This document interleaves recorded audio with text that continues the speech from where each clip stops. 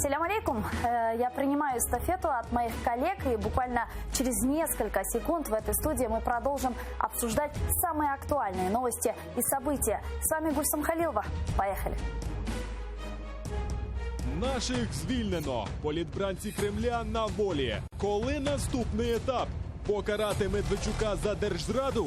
Слуга народу розробляє новий законопроект. Рада стала до роботи. Нардепи зібрались на погоджувальну раду.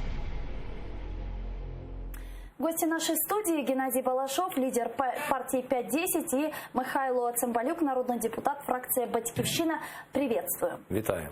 Нашу с вами беседу мы начнем, конечно же, самые актуальные новости, которые взбудоражило всю Украину и не только, а это именно освобождение наших политических заключенных. 7 сентября состоялся обмен заключенными между Россией и Украиной, в результате которого 32 украинских узников Кремля, включая 24 военнопленных украинских моряков, вернулись домой. Давайте напомним, как это было.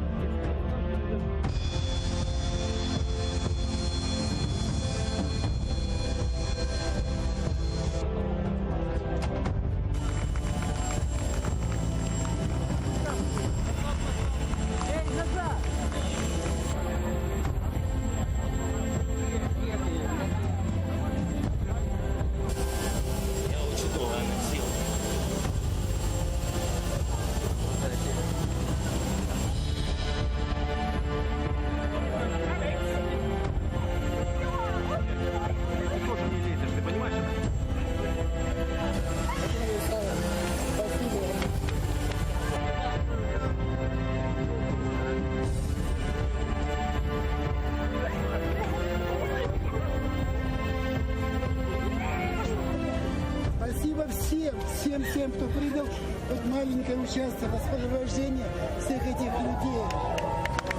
Дай Бог всем здоровья.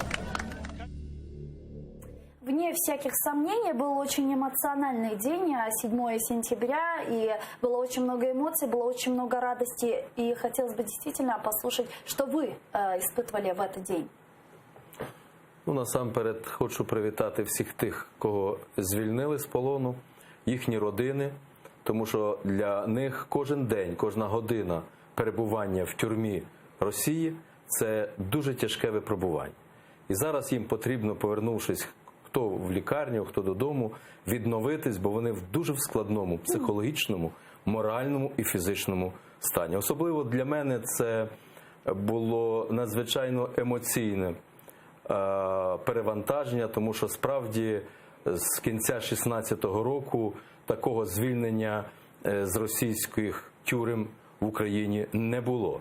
І всі обіцянки попередньої влади, політиків, що ось-ось до Нового року, ось до виборів парламентських повернуться моряки, повернуться всі ті, чи частина тих, хто підлягав обміну, вона була тільки обіцянкою. Ну, ми не о прошлом, а от нинішніх. Давайте а нині ще що дуже важливо, що після цих емоцій ми добре пам'ятали, що декілька сотень українців ще знаходяться там в полоні, в тюрмах, щоб не забули про них, а цим людям, які справді, велика частина з них є герої, дали їм спокійно адаптуватися до суспільного життя, повернутися психологічно у свої родини і жити вже мирним життям. Тому що інколи вимагання чи спроба взяти з них інтерв'ю, від них інтерв'ю, це є непросте випробування все-таки для наших героїв. Геннадий, ваше. Ну, меня радует то, что начали обменные процессы и что выпускаются украинцы с двух сторон. Часть украинцев поехали с украинских тюрем в Россию. Мы теряем своих граждан. Насколько можно это назвать обменом? Это был обмен? Это была договоренность, и это движение к миру по-любому, потому что идет глобальное движение к миру. Сейчас со многих сторон уже идут. То, что происходит, прямые переговоры Путина с Зеленским по телефону. То, что принимается, там ООН сейчас запросила Украину, чтобы облегчили вход в Крым украинским гражданам, чтобы они легче туда проходили. То, что многие договоренности сейчас идут, и подготовка идет к нормандскому процессу, это говорит о том, что Украина и Россия года все равно вступают в некий мирный план. Но нужно ли это сегодня и не опасно ли это для нашей нацбезопасности? Знаєте, не хочеться казати про минуле, але нас останніх 5 років втішили, що все буде добре, що так потрібно. Але найвища цінність, згідно Конституції України, це все-таки є людина.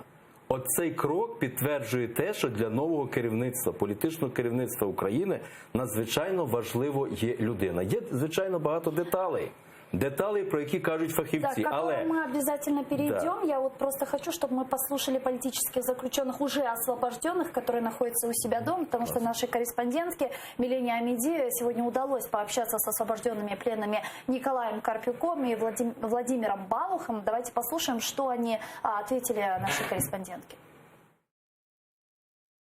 Ще нічого не зрозуміло, ще навіть не дійшло до серця, що відбулося. Тому я думаю, згодом це все відбудеться. Ви в кого не спитали, ніхто вам не скаже, що там вже якісь перші емоції вляглись. І чи вони були взагалі, це більше такі наваждення, сон якісь. А з здоров'ям все гаразд. Просто, як вам сказати, певна профілактика, вона, в принципі, необхідна. Я вас хочу попросити, панове журналісти, про одне річ. Я розумію, що вам необхідно. Я розумію, яку ви заслугу зробили для всієї України, для нашого суспільства. І повірте мені, порівнюючи ситуацію в Україні і в Росії, я прекрасно віддаю, ну, скажімо так, розуміння тому, яка заслуга в досягненні України належить вам. Головне до вас прохання. Ви коли спілкуєтесь з нами, зважайте на те, що ми ще трошки не в адекваті. Хай в соцмережах там будь-що говорять, а ви беріть те основне, ті основні посили, які ми хочемо передати для українців. Ну вот только что мы послушали синхронные интервью Карпюка и Клыха, и я хочу отметить, что во втором блоке программы «Бугун», то есть где-то через час у нас в студии будет освобожденный политический заключенный Микола Карпюк. Не переключайтесь и смотрите, конечно же, и возвращаясь, конечно, к нашей беседе. Мы говорили сейчас про мир, про шаги к урегулированию ситуации и шаги к миру, но какой ценой этот мир может нам достаться? И, конечно же, после освобождения политических заключенных все безумно были рады. И мы это в прямом эфире, кстати, в программе «Ток-шоу МОЗ» также обсуждали. Но вот открытым оставался вопрос. В обмен на что? Какова была цена освобождения? Ну, глупости политиков часто обходятся военными потерями, в том числе. У нас более 10 тысяч погибших, в том числе с обоих сторон, наверное, будет больше. Поэтому, еще раз говорю, допущенные в прошлом ошибки политиков, а их было безумное множество, это когда люди неадекватно принимали решения в угоду политическому моменту и собственной политической конъюнктуре. И в результате это приводило к тому конфликтам, в том числе и между гражданами. В конце концов, этим пользуются соседние государства, которые разжигают этот конфликт, снабжают оружием. Но в конце концов, это приводит к войне. И это исключительно ошибки политиков, которые хотят очень быстро сменить общество часто, навязывают многие постулаты этому обществу, которые противны одной части общества в угоду другой части общества. Фактически пользование силой приводит к гибели людей и к войне. Хорошо, я тогда сформулирую вопрос так. Как вы думаете, как заявили уже многие эксперты, в том числе из команды Зеленского, договоренность об освобождении украинских политических заключенных была достигнута в ходе телефонных разговоров президента Владимира Зеленского с президентом Владимиром Путиным. Тогда у меня возникает вопрос, что такого предложил, или, возможно, Путин предложил, на что мы увидели освобождение пленных? Что мог предложить президент Владимир Зеленский, на что Путин не смог отказаться? Як на мене, справді в списку на обмін з української сторони ми бачимо тих людей, які так і називаються не тільки одне прізвище, а декілька, які можуть мати стосунок до підтвердження того, що все-таки Російська Федерація, чиї військові мають справи відношення до збитого лайнера нідерландського. Так. Тобто це заслуга, що відбувся цей обмін не тільки вищого політичного керівництва України і Росії, а насамперед військових, які брали участь в затриманні тих, кого було кого обмінювати. Це дуже важливо. Тобто потрібно в цій, як кажуть, перемозі, я впевнений, що це все-таки перемога, не тільки дякувати керівництву України, а все-таки тим спецслужбам, які 20, як мінімум, роки затримували тих, проводячи професійну роботу, щоб було на кого обмінювати. І ЦМК Украина не должна была отдавать? я вважаю, що це дуже складне питання. Потрібно знати нюанси. Ми не знаємо, чи Цемах визнав свою вину. Цього ніхто нам не каже. Через те я впевнений, що Зеленський вів перемовини як президент не тільки з президентом Російської Федерації, а з лідерами європейських держав. Що все-таки відбулося це звільнення в форматі нормандського процесу. Но, видимо, Нидерланды не были в этом переговорном процессе. А вони не є в складі нормандської четвірки. Украина не может Нидерландам выдавать украинского гражданина. Не забывайте, что Но он Украина является... тогда и не могла России выдавать 22 украинских граждан, потому что здесь она уже нарушает спасение Конституцию. жизни. Нет, здесь уже спасение жизни, международные права человека вступают. И фактически для сохранения жизни и свободы этого человека его отправили в Россию, потому что там его не ждет тюрьма. А в Нидерланды они не могли выдавать, потому что там, возможно, ждала бы тюрьма. А Украина не выдает своих граждан за рубеж никогда. В том числе и Россия также не выдает. В том числе и Российская Федерация, 25 Но, тем не менее, в данной Украины. ситуации речь шла о спасении жизни этого человека. Хотя, может быть, это приведет и к смерти. Кто его знает? Может, они его там угробят.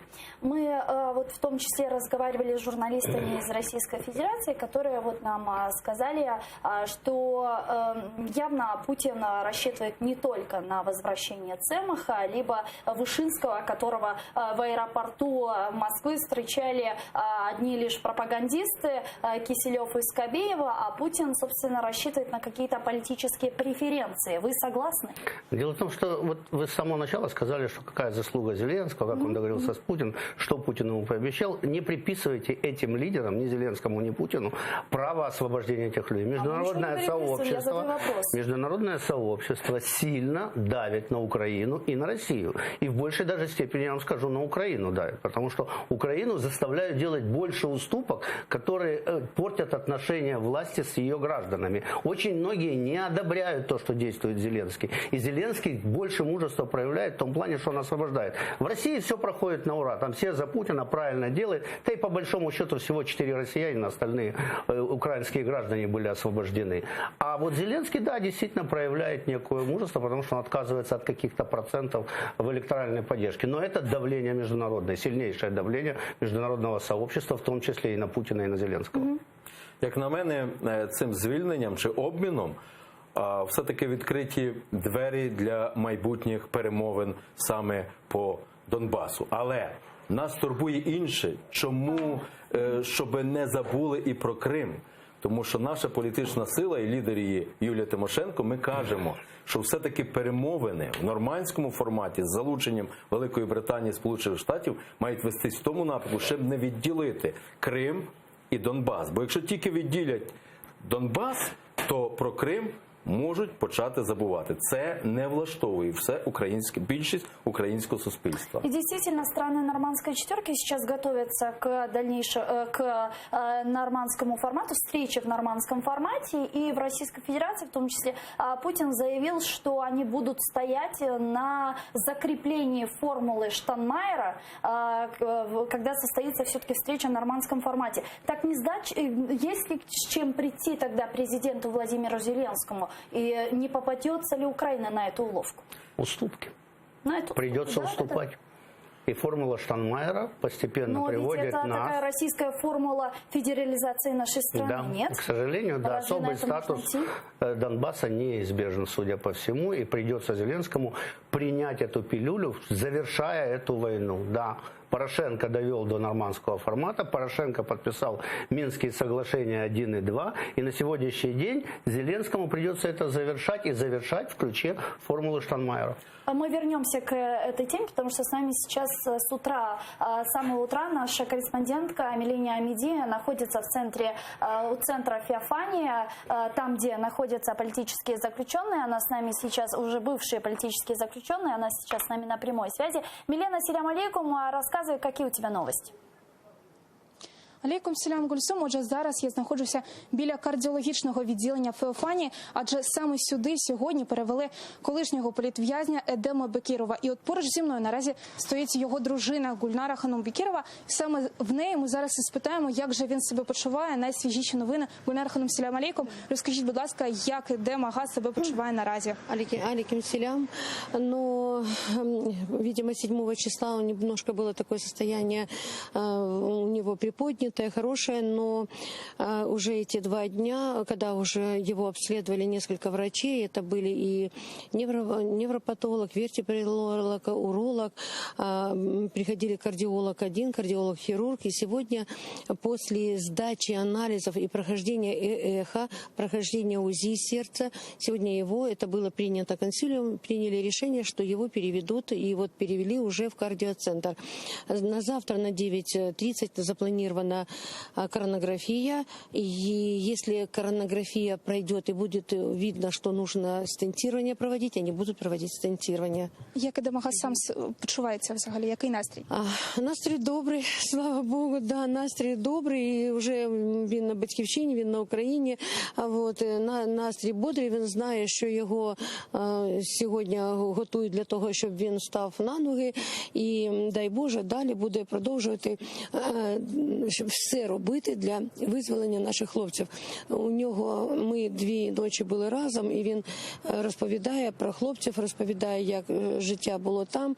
Тому сьогодні одна мета, щоб зробити для того, щоб звільнити наших хлопців, які сьогодні незаконно утримані в Російській Федерації за стінах в Сімферопольському СІЗО. Да. Гульнара Ханум, бажаємо заснаги Едема Ага. Отже, це була Гульнара Ханум Бекірова, дружина Едема Бекірова, колишнього політв'язня. Наразі у Феофанії лікуються 8 колишніх політв'язнів, а 3 із них – це Олег Сенцов, який відмовився від медичної допомоги. Станіслав Клих перебуває також у спецвідділі військового шпиталю. Ну і саме ці люди наразі окремо не в стінах Феофанії знаходяться. Колеги, поки що вам слово. Чохсаул, это была Милена Амидия, наша корреспондентка. Она сейчас находится в центре Феофания. Ну а в «Слуге народа» тем временем планируют разработать законопроект, который запретит вести переговоры от имени Украины неуполномоченным лицам. Об этом рассказал народный депутат от фракции «Слуга народа» Богдан Еременко. Интервью ТСН.ЮА. Давайте послушаем. Це моя приватна ініціатива. Я ще не став до її реалізації, просто через брак часу. Але це обов'язково буде зроблено. У нас, на жаль, війна стала приводом для піару. І піаряться у дуже шкідливий спосіб. Тому що поїздки в Росію політиків в період війни із декларуванням принципів, які відмінні від державної політики, не наближають мир, а віддаляють його. Оскільки дезінформують російське керівництво і російський народ з приводу справжніх намірів України. Такі дії варто трактувати як державну зраду, а карати за це ув'язненням. Михаил, вы как народный депутат от фракции «Батьківщина» поддержите такой законопроект? Ну, я би хотів розпочати з того, що попереднього запитання стосовно так званої чуть не федералізації. Наша політична сила прекрасно розуміє, що дипломатія – це все-таки мистецтво домовлятися і мистецтво компромісів. Але компромісів якою ціною? Ми ніколи не підтримуємо той процес, який може розпочатись після цього обміну. Тобто федералізація чи процес федералізації, м'якої, хто б її як не назвав. Тому що це шлях знищення України як монетарної держави. Що стосується ініціатив колег з «Слуги народу», звичайно, ми ще не бачили цього законопроекту, але в принципі це моя приватна думка, вона не обговорювалася ще на засіданні фракції, що це потрібно робити. Тому що попередня влада, казала одне, а справді велика кількість політиків їздили туди і говорили зовсім інше. Я вважаю, що в період війни ніхто не має права мати якийсь окремий канал повітряного зв'язку, мати право прилітати туди, повертатись, говорити публічно від імені держави. Давайте называть вещи своими именами, да? Давайте назвать имена. Конкретно о ком, как вы думаете, идет речь и будет идти речь в этом законопроекте? Понятно, Кто будет Медведчук, привлечен к Рабинович, ответственности? Бойко, потому что это трое в основном летает туда, и неизвестно, какие переговоры идут. Потому что у них самая главная задача – это сохранить поставки газа и нефти на территорию Украины от России. Самая главная задача наших партнеров Соединенных Штатов Америки – сбросить террористическое государство Россия с газовой, так сказать, иглы, на которой они сидят. Поэтому явно они ведут подрывную действие. Этим должно заниматься СБУ. Ну и, безусловно, всей дипломатической работой в любом государстве должно заниматься государство и уполномоченные исполнительные органы. У нас за всю политику международную отвечает президент лично. И он должен прекратить все эти поездки. Но вы так и не ответили на мой вопрос. Вы все-таки поддержите такую инициативу? Безперечно, ми будемо чітко дивитися проект закону і визначатись. Але ми знаємо, що попередній президент пана Медведчука офіційно ввів в склад перемовників по Мінському процесу. Це теж те, з чим стикнулася теперішня влада, що ніхто, по крайній мірі, раніше Медведчук був офіційно, зараз ні. Ми будемо уважно вивчати цей законопроект, але наша позиція, і неодноразово її висловлює Юлія Тимошенко, що ми категорично, щоб перше війну назвати війною, і ми це вимагали декілька років, і в період війни отакі контакти не від імені держави категорично заборонені, і вони можуть сприйматися як державна зрада, і взагалі для цього є кодекс криминальную У відповідальність. меня еще вот такой к вам вопрос. Я бы хотела, чтобы вы ответили коротко. Мы же понимаем, что сейчас у нас в Верховной Раде Украины монобольшинство. У нас слуга народа может принимать любые законы. Вы не ощущаете, как народный депутат, себя в Верховной Раде статистом? Ні.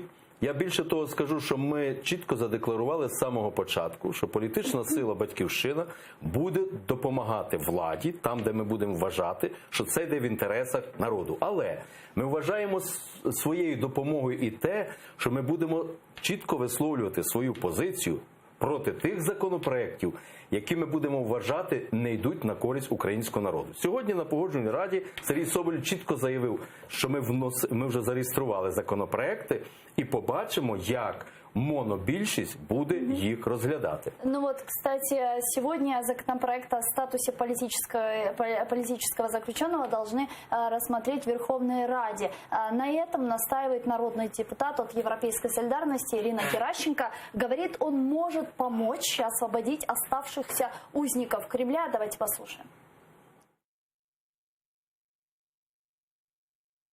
У нас є наш борг тепер парламенту перед заручниками, тому що і досі не прийнято закон про статус політв'язнів, військовополонених і заручників. І я вважаю, що цей закон, який був прийнятий в першому читанні попередньою Верховною Радою, номер, він як перехідний перейшов, 0936, має стояти так само, як один із невідкладних на нашому порядку денному.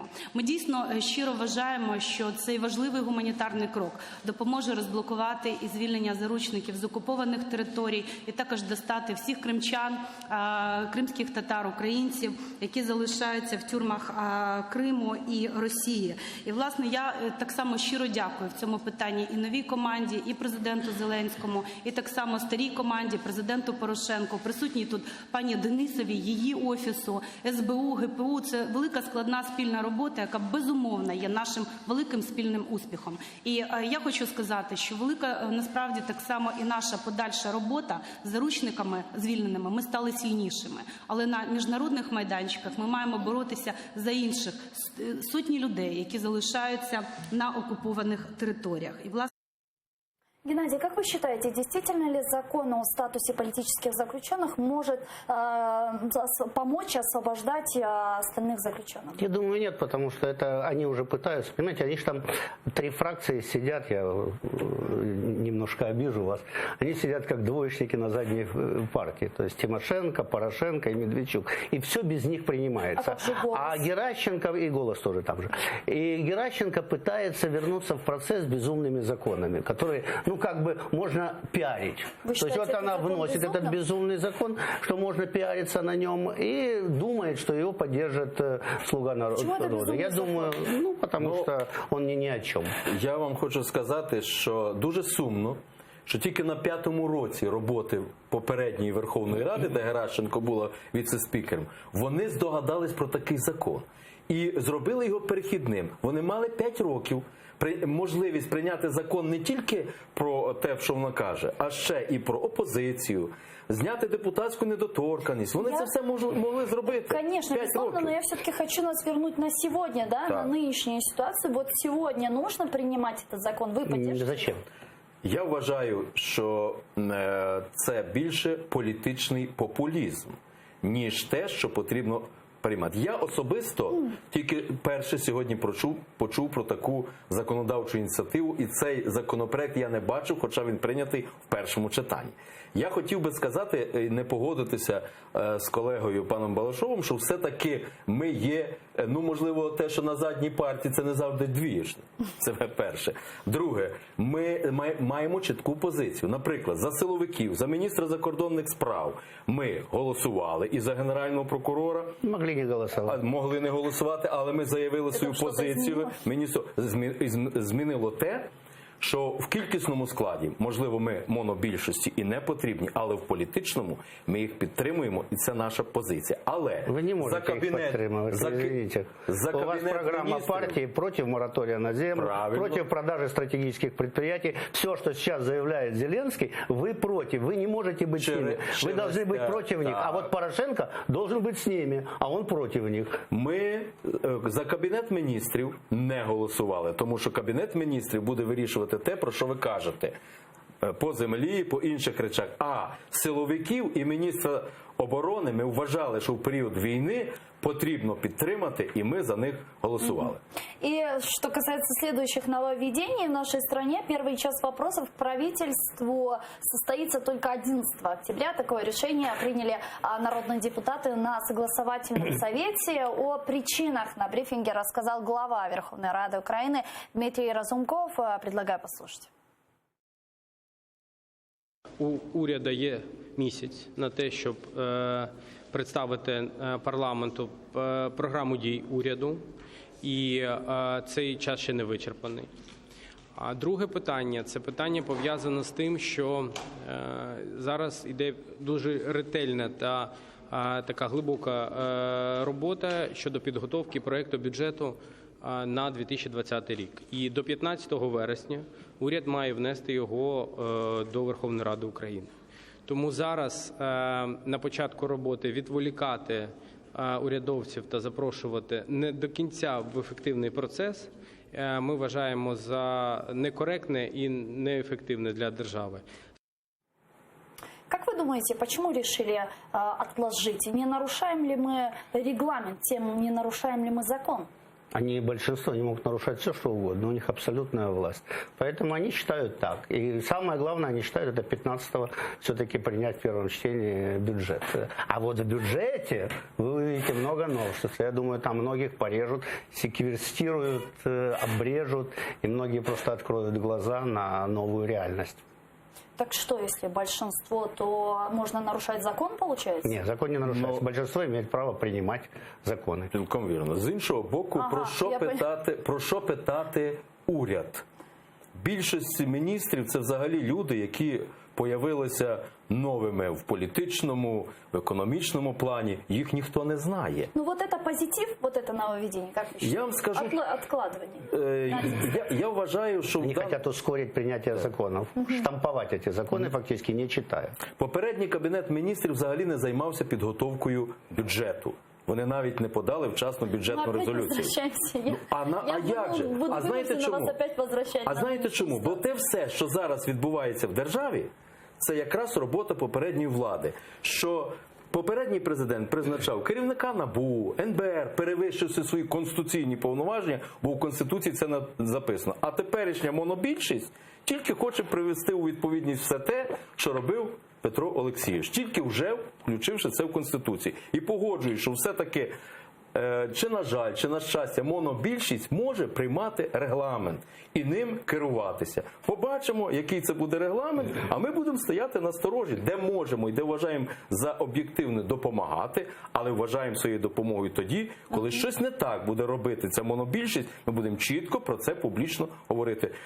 Дякуючи журналістам, ми зможемо висловити понимаете, почему Да. они так понимают? Они хотят только в комитетах обсуждать и лишить депутатов права обсуждать это в зале. Скорость принятия законов может быть там 100 законов в день после этого. И я просто хочу успеть еще обсудить одну новость с вами. 23 сентября президент Владимир Зеленский совершит визит в Соединенные Штаты Америки, но когда встретится он с Дональдом Трампом, пока неизвестно. Об этом сказал министр иностранных дел Украины Вадим Пристайко. Давайте послушаем его. Як ви знаєте, у нас є запрошення, воно навіть письмове, що не часто робиться в дипломатії, запрошення відвідати не просто Сполучені Штати. Ви знаєте, Сполучені Штати ми їдемо 23 вересня, тобто цього місяця, але прибути з візитом в Вашингтон і зустрітися з президентом і з урядом Сполучених Штатів. Є різні дати, які ми зараз випрацьовуємо. Я думаю, найближчим часом ви дізнаєтесь про певні конкретні дати, погоджені з американською стороною. Владимир Зеленский в США едет для участия в Генеральной Ассамблее Организации Объединенных Наций в том числе. Но как вы думаете, все-таки удастся ли ему встретиться с Дональдом Трампом? Я думаю, окно обязательно найдут, потому что американцы абсолютно заинтересованы в поддержке Зеленского, и Зеленский встретится с Трампом, даже если коротко, но это будет, придаст ему уверенность. С ним обязательно побеседуют, его обязательно уверят в поддержке, ему гарантируют безопасность на будущее и попросят его смело штамповать законы, которые проповедует у нас МВФ. Ну а кроме тех лозунгов, которые мы привыкли слышать после визита нашего президента в какую-либо страну, какие-то реальные, конкретные договоренности мы можем услышать?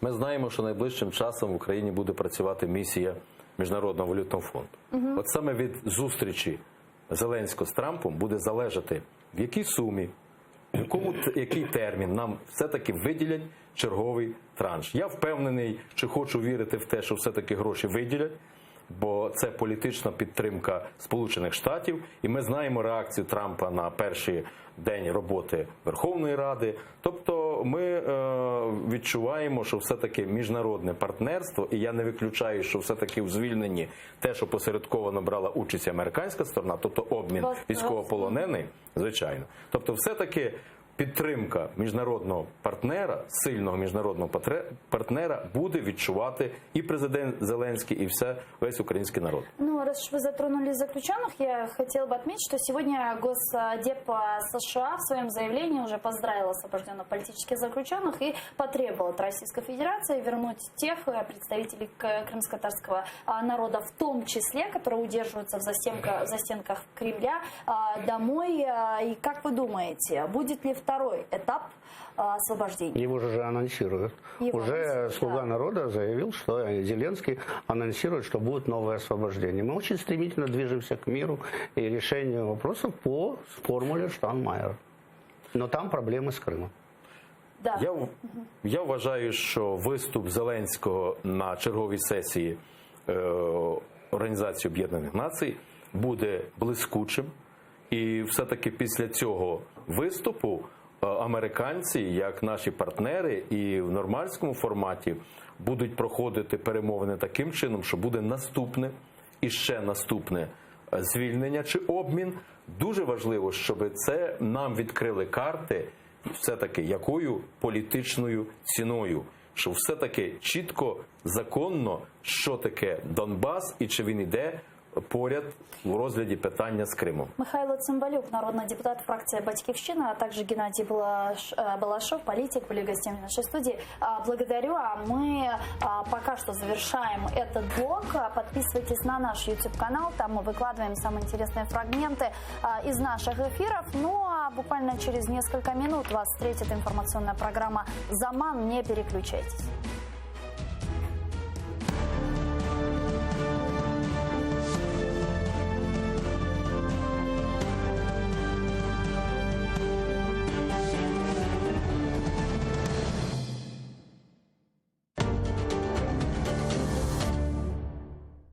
Вони на свободі.